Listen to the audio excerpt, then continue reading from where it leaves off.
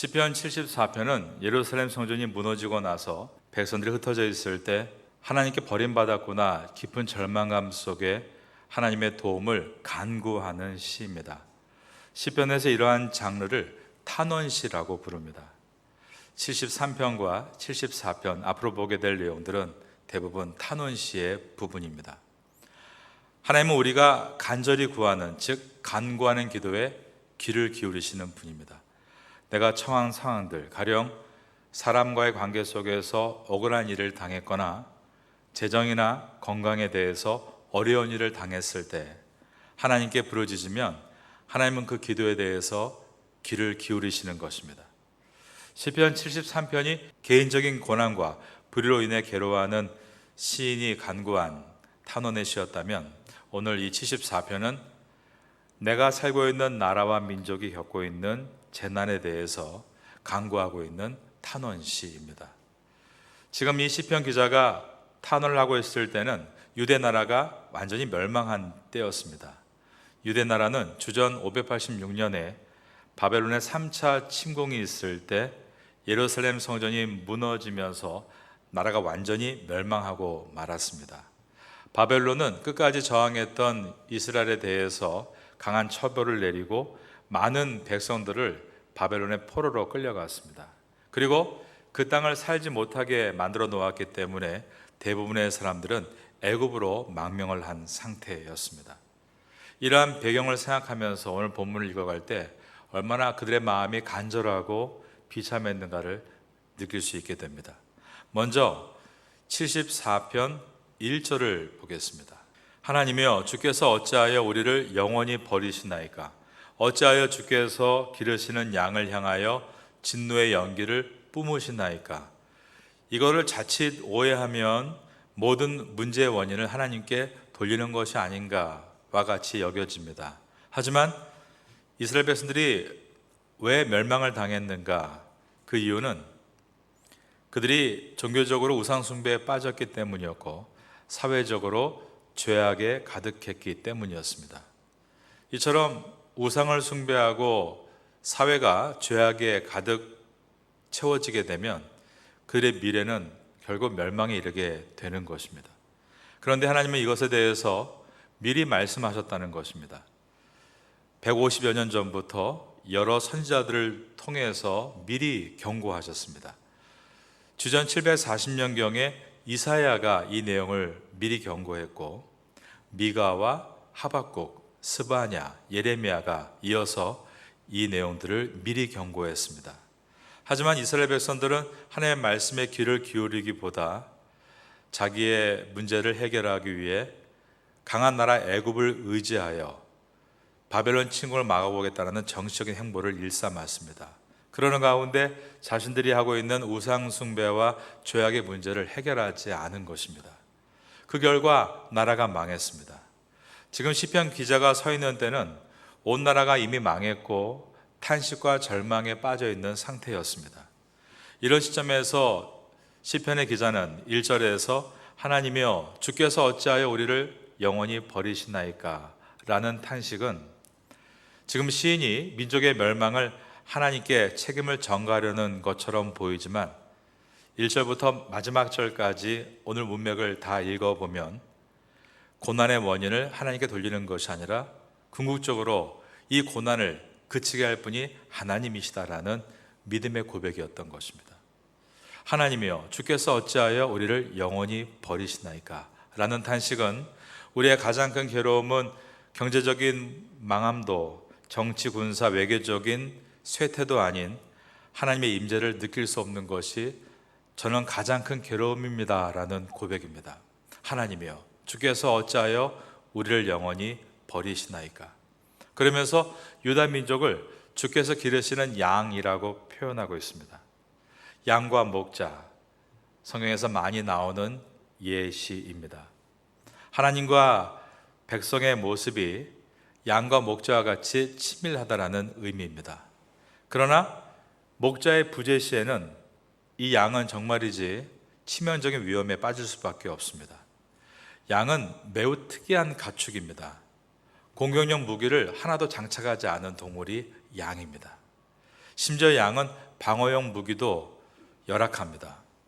사슴 같은 경우 먹이사슬에서 잡아먹는 쪽에 있지만 그래도 다리가 길어서 빨리 도망칠 수 있습니다. 하지만 양은 먹이사슬군에서 가장 느린 걸음을 보입니다.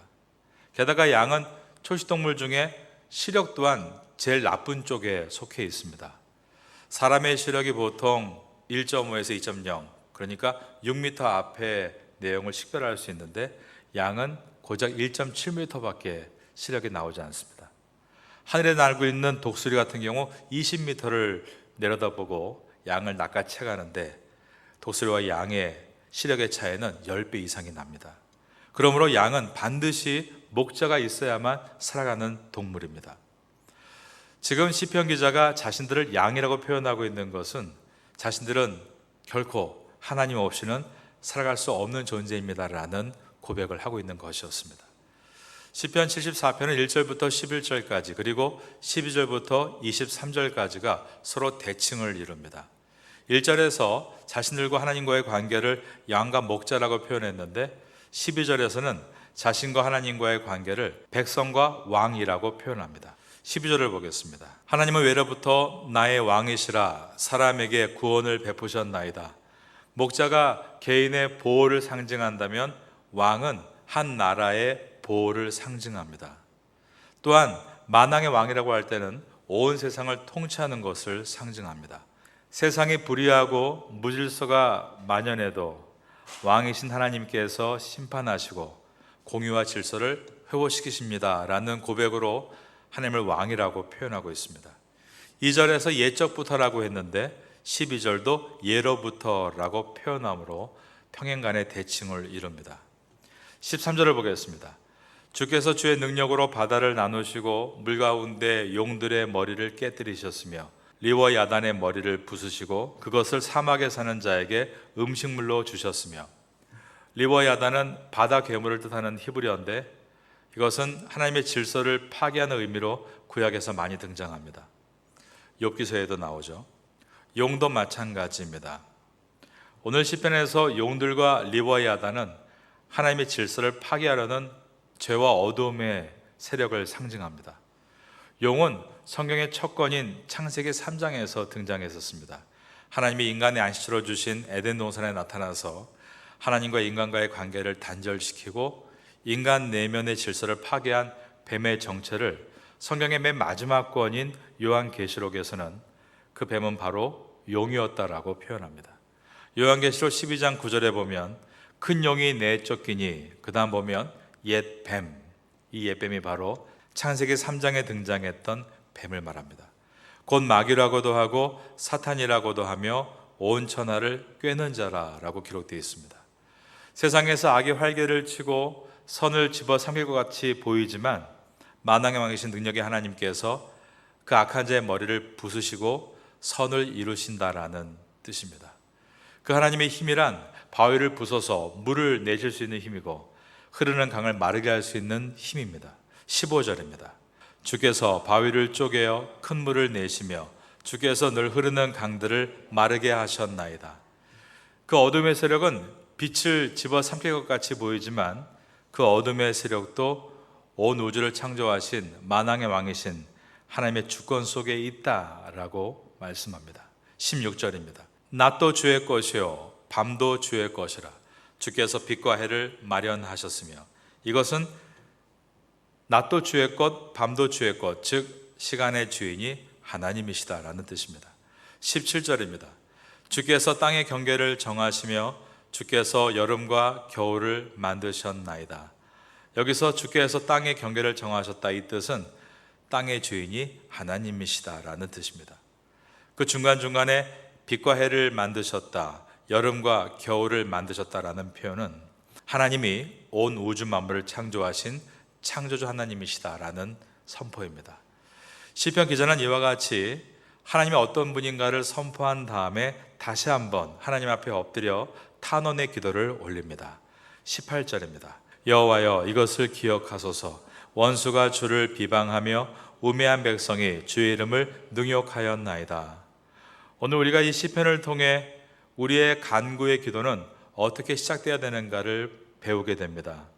우리는 항상 우리가 당하는 고통에만 신경을 쓴 나머지 늘 기도가 하나님 이 고통에서 벗어나게 하여 주옵소서라고 기도를 올려드립니다. 하지만 시편은 우리에게 기도를 가르쳐 주기를 우리는 먼저 하나님이 누구신가를 알아야 하고 우리와 하나님과의 관계가 무엇인지를 먼저 생각해야 한다라고 말씀하고 있는 것입니다. 내가 믿는 하나님은 온 우주 만물을 창조하신 창조주 하나님이십니다. 시간을 창조하시고 공간을 창조하신 분이십니다. 그분께는 능치 못함이 없으십니다. 불의와 악의 어두운 세력이 힘있는 용처럼 리워 야단처럼 우리를 집어삼키려 한다 할지라도 하나님께서 그 어두움의 세력의 머리를 부수시며 사막에 사는 들짐승들에게 먹이로 던질 수 있는 분이 우리 하나님이십니다. 이렇게 하나님이 누구신가를 깨닫게 될 때 하나님의 능력을 의심하는 대신에 나의 의심을 회개하게 되고 나의 죄악을 돌이켜야 한다는 마음의 다짐을 하게 되는 것입니다. 탄식의 기도가 응답받는 길은 마음의 탄식과 함께 나의 생활이 의의 걸음으로 돌아오는 것에 있습니다. 그러므로 주전 586년 예루살렘 성전이 무너지고 난 다음에 그 충격에 사로잡혔던 시편 기자를 비롯한 많은 신앙인들과 그리고 다니엘과 세 친구는 마음의 탄식과 함께 그들의 생활이 의의 걸음이 될 수 있도록 작정하고 노력했습니다. 어떤 사람은 종교인으로서 그렇게 의의 길을 걸어갔고 어떤 사람은 정치인으로서 의의 길을 걸어갔고 또 어떤 사람은 경제인으로서 일반 국민으로서 바르고 근면한 생활에 그들은 열심을 냈던 것입니다. 여러분도 여러분의 개인의 짐과 민족의 기도 제목에 대해서 기도하는 기도자가 되기 위해 주 앞에 나오신 줄로 믿습니다. 그런데 여러분, 먼저 우리가 기도할 때에는 하나님이 어떤 분이신가에 대한 분명한 고백이 있어야 되고 나와 하나님과의 관계가 어떤 관계인가에 대한 분명한 깨달음을 갖고 있어야 합니다.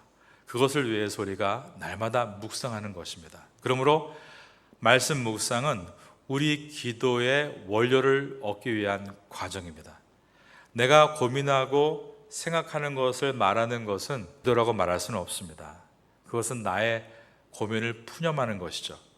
그러나 내가 믿는 하나님이 어떤 분이신가를 고백하면서 그 하나님께서 우리의 삶을 인도하신다는 고백과 함께 나의 삶에 잘못된 부분이 무엇이 있습니까를 여쭈고 이것을 고치겠습니다 작정할 때 그와 함께 기도하는 강군 하나님께서 반드시 응답해 주신다는 것을 시편과 기독교의 역사는 말해주고 있는 것입니다.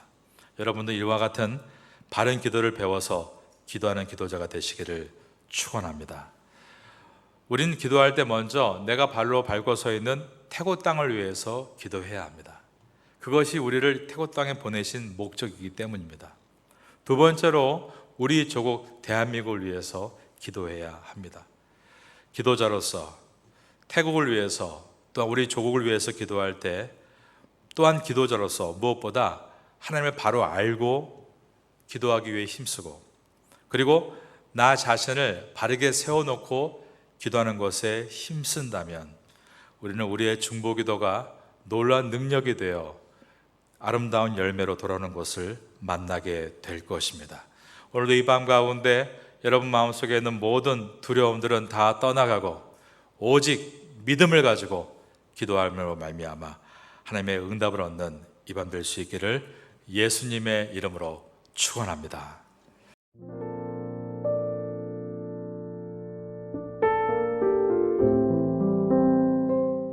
지금은 함께 마음을 열고 기도하는 시간입니다.